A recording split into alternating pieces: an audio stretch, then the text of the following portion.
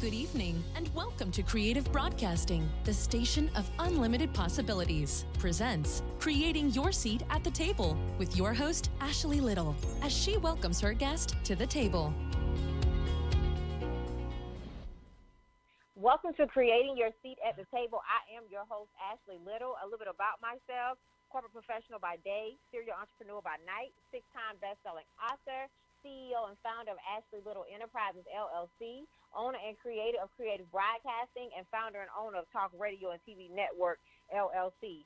Tonight we have an amazing special VIP guest by the name of Sean Larry Stevens. A little bit about him. Sean Larry Stevens is an educator, motivator, author, life coach, and host. His work as an educational leader is centered around social justice, school reform, youth empowerment, and Black male identity. Sean serves as the founder and executive director of Sapphire Education Leadership and life coaching firm, in addition to being the principal of Newark Collegiate Academy, a KIPP charter school. He is also the host of the Walking Your Excellence podcast, covering a range of topics around the social and political climate of America, where he highlights change agents and activists in their field. A Cornell University graduate and Teach for America alum, Sean has served in some of America's most marginalized and under-resourced school districts as a teacher, assistant principal, consultant, and leadership coach. Upon publishing his first book, Unseen Thoughts, and traveling as a motivational speaker, he went back to school to obtain a master's degree in educational leadership, politics and advocacy from New York University. As a speaker, Sean has served as a keynote at Cornell University and Columbia University. He has also led workshops around education inequality, and Hunter College. Welcome to the table, the amazing Sean Larry Stevens. Wow, thank you, Ashley. That, hearing your bio sometimes shocks you. Like, that's not me. That's a different person. I appreciate the warm welcome. You are welcome. So tell us more about your amazing journey. I know you're about to share some amazing, tips with us and, wisdom and knowledge of your journey. So tell us about your entrepreneur journey. Yeah, so my entrepreneurial journey, I guess it honestly starts with being at home with my grandmother, who I hope is tuned in right now listening. I love my grandmother. She's the backbone of my family, the backbone of my existence, and she raised me and my brothers and sisters to just simply be positive, love life, and work hard. And in terms of entrepreneurship, I think about the earliest days in middle school when I used to buy and trade and sell Pokemon cards, or start. I was always how do I make money? How do I hustle? How do I put this brain to use? And I didn't really know it. In reflection now as an adult, as I tap into my own creativity and I innovate more and I start businesses and propel myself to the next level of success, I reflect on my childhood and think back to the thought that I've always been a leader. I've always been the person to step up to the plate. I've always been the person to say, oh, great, here's this thing that we're going to do, even if it started in the home with my brothers and sisters. And my grandmother always encouraged that level of creativity and was the backbone. And so I think her and my aunt, who helped raise me, for all the things that they instilled within me in terms of being that person that invents and creates and moves the world forward in any way. And so it started there, and then in college I got a little bit creative. I went to Cornell University. I was an undergrad at Cornell, and it was a very challenging experience, right? Financially, I'm the first in my family to graduate from high school and to graduate from college and then pursue degrees thereafter, and it was a complete culture shock, in addition to me not having any of the financial resources that I needed to get through and sustain and persist through Cornell University. So I had to get creative and starting random businesses here and there. Nothing really took off until I graduated from college. Published my first book a year after I graduated from college, Unseen Thoughts, and then just literally started consulting, started motivational speaking, starting to think about who I was and how I could monetize my brand. And as of recently, it has been my podcast as my recent venture in entrepreneurship that is really, getting me to understand who I am as a person and how I can add even more value to the world. Awesome, love that. So you are passionate about social justice, school reform, youth empowerment, and Black male identity. Please tell us more about your passion. Oh, yeah. So I'm a high school principal, and I get my passion, my energy from seeing youth succeed. I get my passion and energy from seeing my teachers every day like work their butts off in a world that we know is unjust, and continually fight the good fight, knowing well that we may not even see the fruits of our labor and the seeds that we are planting grow into the things that we really want them to, because it's such a long term it's a long term game, so to speak. And so I guess my social activism actually started in high school. So I'm a product of public high school. And then I got this opportunity after getting getting retained in ninth grade, to go off into this very private school on a financial aid scholarship, et cetera. And it was the first time that I had recognized what inequity and social justice truly was at the age of like 15. I grew up, everybody around me is black. I grew up in the hood. All I know is black churches, all black everything. And then I went to this school that was miles away from my community, miles away from the things that I knew and the things that I love and the things that I was comfortable with. And it was for the first time that I saw, white people, so to speak, and had white friends, and everything around me was so different. And in my junior year, there was one of my classmates who said something. Way back then, it was MySpace. I mean, God, the kids they have all these other things that they're getting on social media and cyberbullying, et cetera. But back then, we had MySpace. And there wasn't too much like back and forth interaction, when I was in high school and on this platform.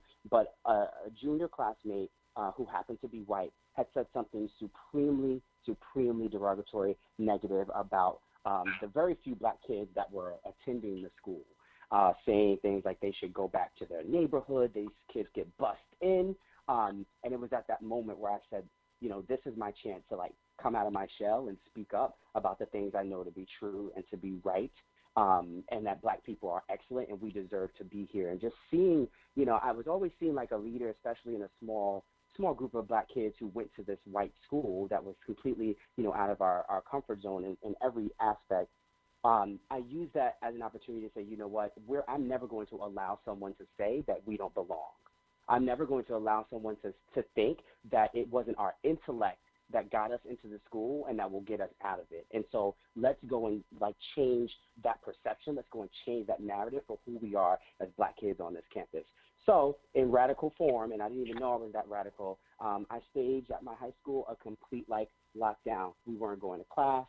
We stayed on the football field. And it was one of the stories that I remember so distinctly from my childhood that really sits with me, and I think channels a lot of that passion into like the equity work that I now do as an educator. As a result of that in high school, speaking up for myself and being super scared, but knowing that I was the voice of so many kids who also didn't want to speak up.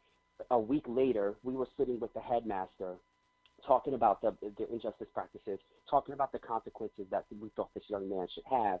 And of course, he had, literally one of the buildings at school were named after his family. So I, like now knowing what I know about owning a business and running a school, I could see the conflict of like, how do I now go up against this donor?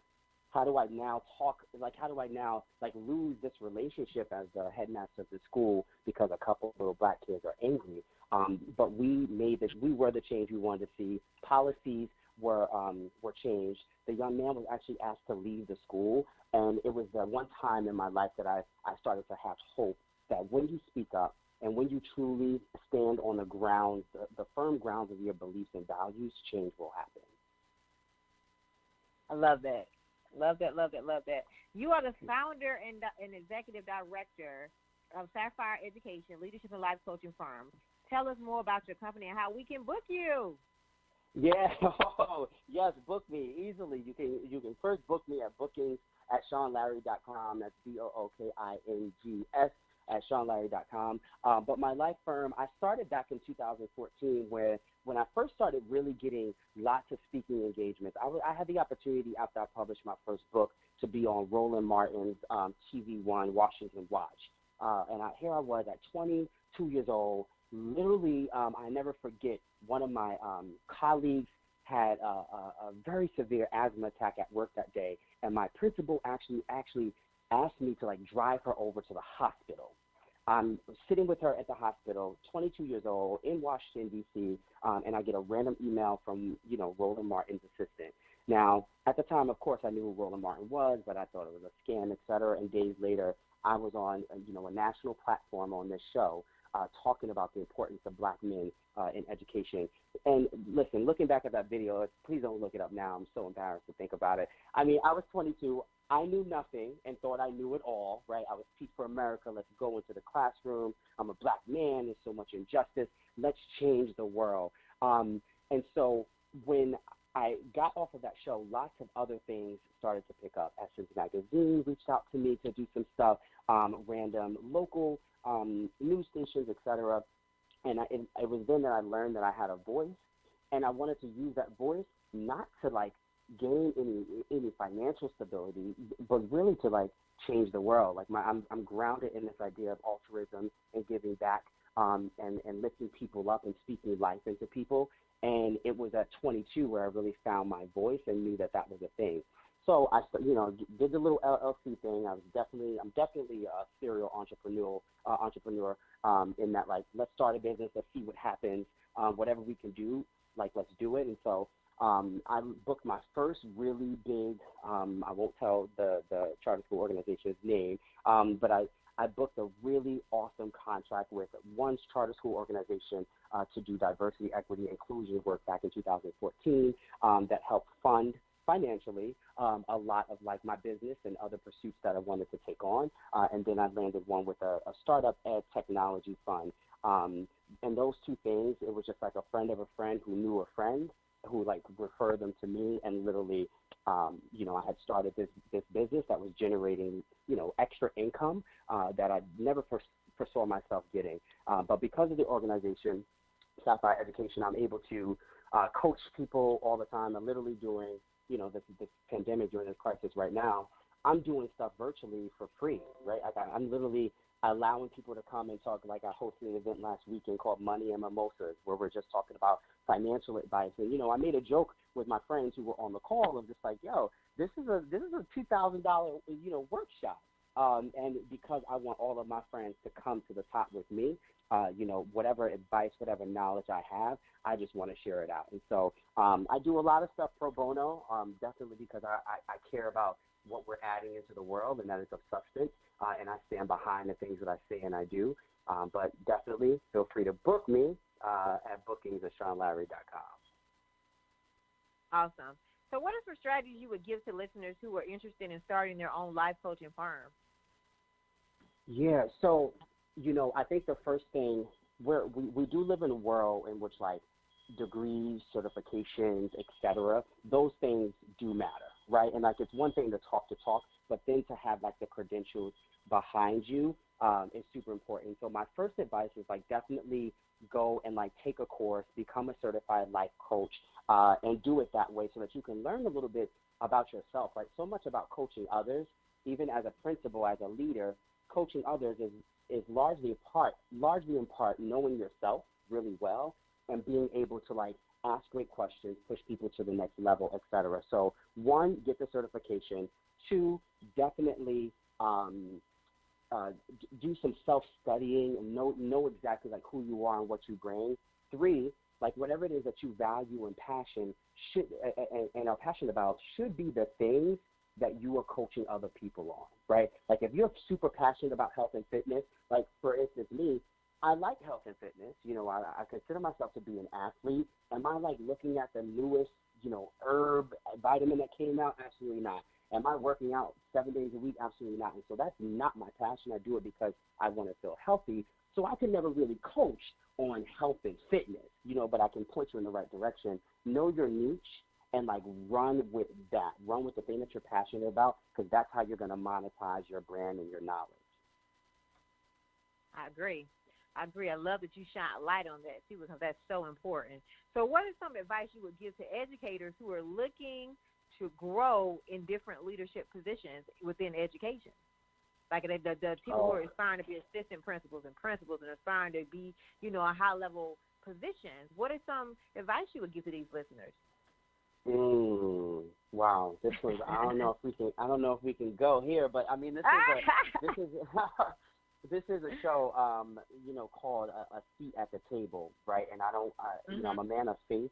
I'm grounded in the word, and I don't want to preach, but I think especially as I'm going to speak from the perspective of being a black man in this country, and I'm currently 12 months out from completing 12 months and 12 days from completing my doctorate at Vanderbilt, and one of the things I'm writing about right now is how we create an asset-based narrative to who we are as black men.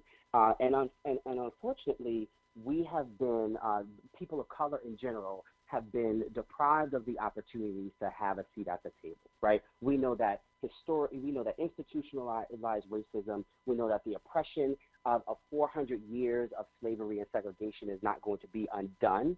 A short, 50, 60 years since the civil rights movement. And so a lot of those, a lot of our country's beliefs are still grounded in this notion of discrimination, whether we want to say it or not. It's covert and it's overt, right? And we're facing it every single day with the current, number 45 who's leading our country right now. For people of color who want to go into education, the first thing I need everyone to recognize is like you are so worth it, and you deserve a seat at the table. And yes, you should work hard. And we were taught as people of color to be 5 steps ahead, always work extra hard to be seen. And the reality is that yes, that is true, right? But when you let your work speak for itself, when you truly know your values, like I can sum it up with the phrase that I say at the end of every one of my shows on Walking Your Excellence. I say, define who you are, follow your passion, speak your truth, be unapologetically you, and always remember to walk in your excellence. And that 5-step process or philosophy or mindset or lifestyle, whatever have you, I have tattooed on my body now because I truly believe that those are like the 5 things that I did in order to achieve the success that I have achieved so young. I became a school administrator at the age of 24, right? And so I needed to know myself really well. What do I value? What things do I believe in? What's my why, right? Like, then my why led me to understand a little bit about my passion. Like, what is the thing that I can wake up every single day and do for free, right? And if education is that thing, then that's your passion. Stay with it and work your butt off. And then it's speaking your truth, right? Which I think a lot of us are really afraid to do. We don't want to be the aggressive black man, the aggressive black woman. We live in a space of Du Bois' concept of double consciousness, and so we are constantly thinking about how others perceive us, and we succumb ourselves mentally to stereotype threats. And so I encourage a lot of educators who want to move from teacher to dean, who want to move from dean to assistant principal and so forth, like, you need to be unapologetically who you are and stand in your truth. Know what you bring to the table, right? And the new phrase that I've been saying is like, if they're not going to give me a seat that's already created at the table, then I'll build one. Then you go and build one. When you feel that you're being deprived of the access that you deserve in a country that was built on the backs of your ancestors, then you go and create your own table and bring your brothers and sisters to that one, right? And so I'm going to stop there because I can get really passionate about this piece, especially in education. But yes, define who you are, follow your passion, speak your truth, and be unapologetically who you are. I love that, and I love how you said reach back and help others, right? Create room for others at the table. And when people understand that we're better together, they'll get a long way. So I love that. So, Sean, you are the host of Walking Your Excellence podcast. Tell us more about your podcast and how guests can listen and support. Yes. So, my podcast actually came out of severe tragedy, and I'm no stranger to tragedy. Unfortunately, at 11 years old, I had to watch my aunt have her last seizure in our house and die from the HIV/AIDS virus. My mother, unfortunately, was heavily addicted to drugs. A father who was a drug dealer and not in our lives, and so forth. And one of the most painful experiences that I've had to endure and still be a leader throughout is the death of my little brother that happened in December of 2017. And when you deal with death, you go through all these different emotions, all these different phases, and there's no time limit. You don't know when. I never forget. About 3 days after my little brother was murdered, I decided to step into my school building to attempt to lead. And I'll never forget, I walked into one of my teacher's classrooms, and it had just so happened that in that moment, the writing class was talking about eulogy. In that moment, 3 days, when literally I'm like sitting at home knowing I have to like write the eulogy, knowing that 48 hours prior to that, I was actually at corner stores begging the store owners to give me the video so we can help identify what happened to my brother, and then having to identify his body. This is what I walked into. And during that time, you're dealing with like, oh man, I left home and I went to college, right? And a lot of family members don't understand like why people who have like my sort of story will leave and separate themselves, and they don't realize that it's really for everybody. It's for that person, it's for the family, so that you can come back and you can give freely because you've obtained the success that no one else in your family has had, right? But with that comes a lot of drawback. Well, where you been? Well, what you doing? You work too hard. We never see you. Call your grandmother. Go see your sister. Why you ain't take your brother out? Can you send me some money? Like those are the things that happen, right? And bittersweet. At any point, you go through that experience, and I went through it hard. I lost my little brother. When it happened, I literally was with friends celebrating a birthday in Philadelphia. The next day, I was leading a workshop on diversity and equity, and it felt so selfish that I wasn't around when this thing happened, that I didn't create the time because work was so much more important than everything else. And in that moment, I said, you know what? I need to, one, have a lifestyle change. I need to figure out what work-life balance truly is, because I felt I did not give enough time with my little brother because he was taken so early. And you're thinking like, yes, let's establish this life for us so that, I could buy the beautiful house that my grandmother and family always wanted and put everybody in it so we're always together. And so Walking Your Excellence was launched literally about 5 weeks after his murder. One, because I needed an outlet. I was like, I need to talk to somebody. I need to like showcase. I need to put someone in the spotlight the way I wanted to put my little brother in the spotlight. And so I lived out our dream vicariously through him to start Walking Your Excellence, a platform that covers a range of topics, everything from social and political climate in America to people who are doing great things in the world, Oscar-nominated writers and doctors and lawyers and entrepreneurs and social agents of change. The platform exists to really highlight and show people of color who are doing transformational things in this world, who are, it's very cliche to say, Gandhi, be the change you want to see in the world, but literally that show exists so that we can see the change. I lost my little brother to gun violence.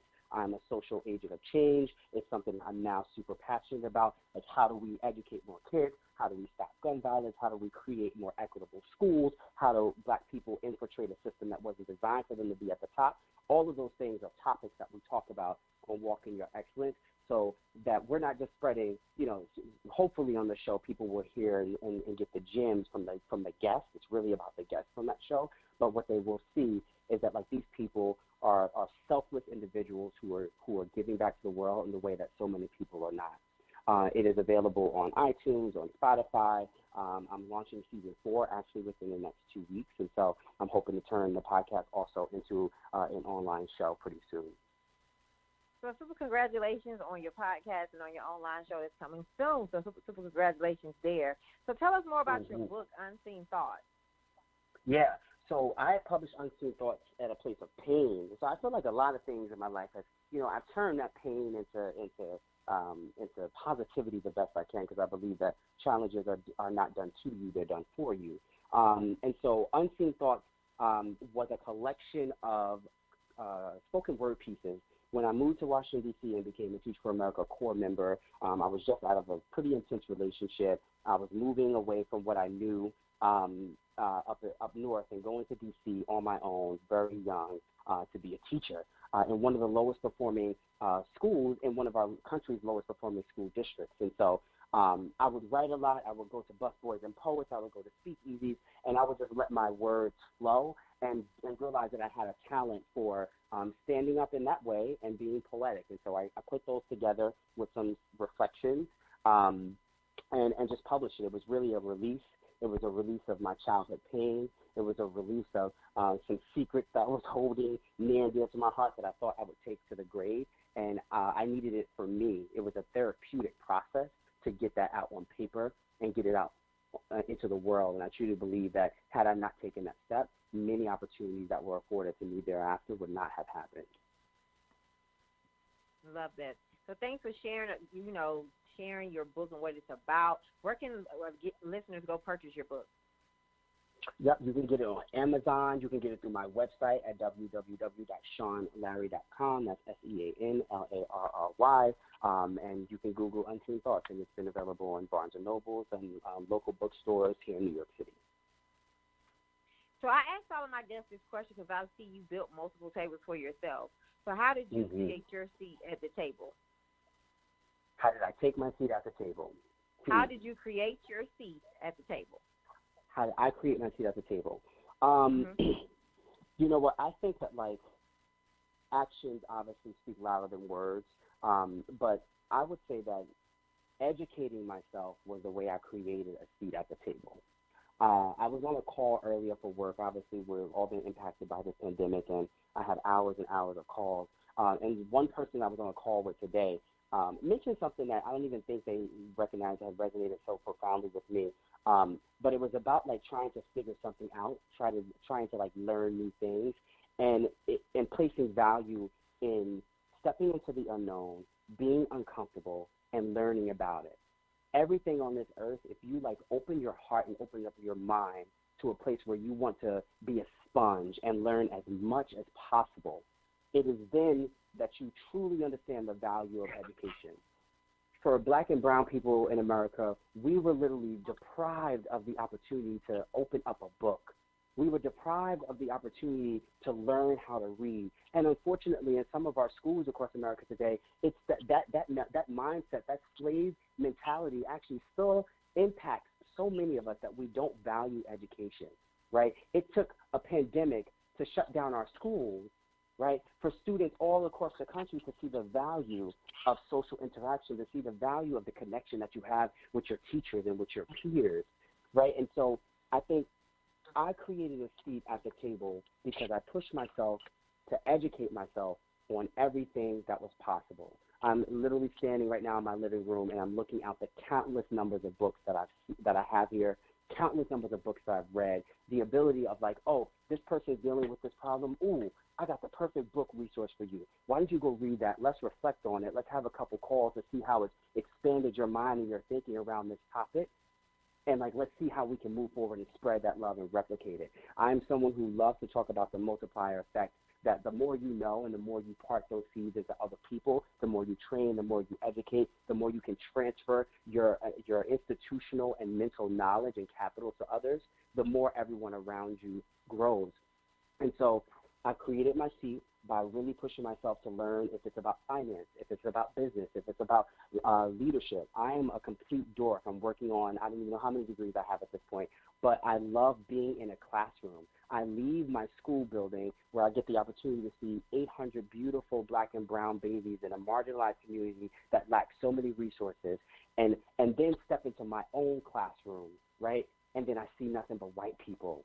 In my doctorate program, I'm one of 3 Black men who are graduating with this degree. So I soon will become the 1% of the 1%. And even being in those spaces, I sometimes feel overlooked. And I have to figure out, like, what are the things I need to educate myself on and educate these people on in order to create a more equitable experience for someone like me. There's only 3 of us, and yet I still feel like an outsider, regardless of the accolades, regardless of the degree that I have, regardless of the things that I've added value to this world. And so I created my seat by educating myself. Educate yourself and never stop doing it. It's the key to success. Love that. So what did failure teach you on your journey? One more time, Ashley. What did failure teach you on your journey? Because everybody has a process. Oh, yes, yes, yes, yes, failure. Like I said earlier, challenges are not done to you, they're done for you. And I embrace failure. I mean, the amount of time, and ironically, I work in a field, right? I work in a field where there is no end game, right? And so when you don't have an end game, you sometimes feel like, wait, I'm always failing because this doesn't have an end game. What does success look like? And I think that like failure has really taught me that no matter how bad it gets, it can always one get worse and it can always get better. And I think that like seeing the silver lining and finding the bright spot in situations when you are in your failure, when you feel like you're being kicked down and there's nowhere else to go, failure has taught me that like I need to push myself during this time to see myself on the other side. And if I have just that one glimpse of hope, if I have that 1 second on that one night after I've cried for many, many hours, to see myself on the other side of this failure, to see myself succeeding, to visualize what I'm wearing when I'm succeeding, to visualize what I'm saying when I'm succeeding, to visualize on the other side of failure, like who I'm speaking to, and to know that this failure that I'm experiencing right now is going to add value and possibly change someone else's life because I had to endure it, then that's what God has placed me on this earth to do, to find the successes and silver lining in those failures and then to share those failures with others so that they can learn. I'm in the transition currently of handing over my school to an amazing, beautiful young woman who's going to take it after me. And I will only be successful if I teach her all the things that I failed at so that she doesn't walk in those same shoes, right? Like we've been there, done that. And I think that's what life is about. And so I mentioned that I'm super altruistic. And so when I think of failures, I think about how can I get over this and then be able to teach someone else how to get through this. So what did success teach you? Because you're very successful. Success taught me that I like to win. I think success is a little bit addictive, right? It's like you achieve this one thing, and someone like me is always thinking about the next thing, is always thinking about the next thing. Success, honestly, my frat brother, and I'm a member of the most prestigious fraternity, Phi Beta Sigma Fraternity Incorporated, Nelson Mandela, my frat brother, says it always seems impossible until it's done. Like, and that's what like drives me when I see like, oh, Sean, you became a principal at this age, and then you had your first best-selling book, and then you did this, and then you did that. Those successes shows me that these barriers that the country has said so few of us will get to, with hard work, with sacrifice, with love and support from your family and friends, you can prove the impossible. And every accolade, I just like humbly give it to God and to my friends and to my squad and to my colleagues and to the people who are helping me win and helping me succeed. And so it teaches you, one, to be humble. It teaches you that nothing truly is impossible, and that like it might be impossible until you're the one that's actually achieving it.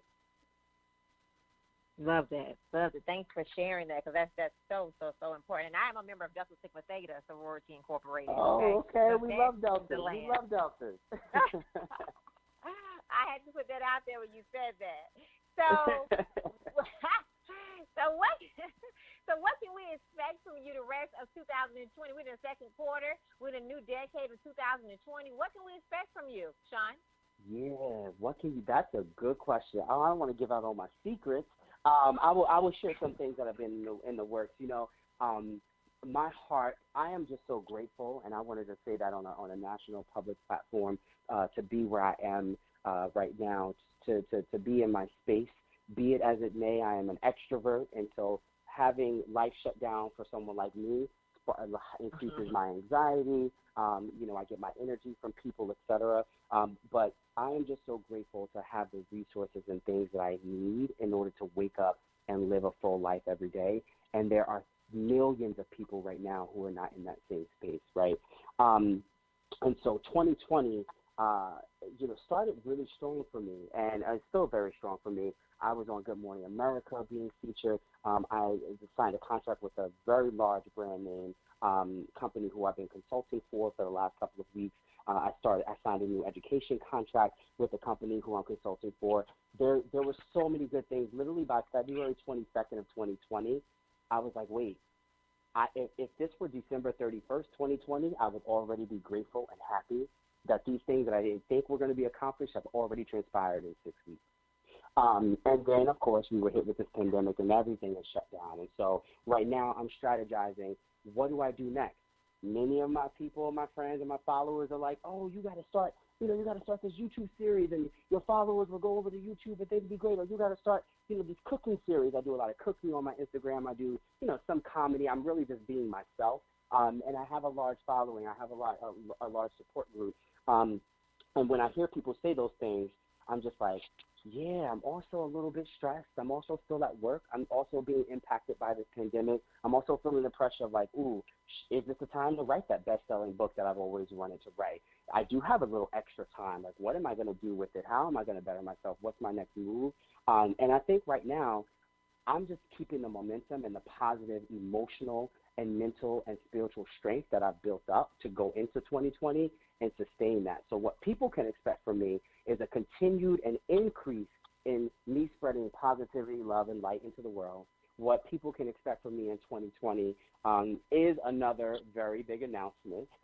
What they can expect from me is to, propel my Walking Your Excellence podcast to the next level. What people can expect is for me to be on more nationally syndicated shows. They can expect another business to be opening up. They can expect, they might be even expect, well, they don't know this, but they might see me in politics in some way, shape, or form.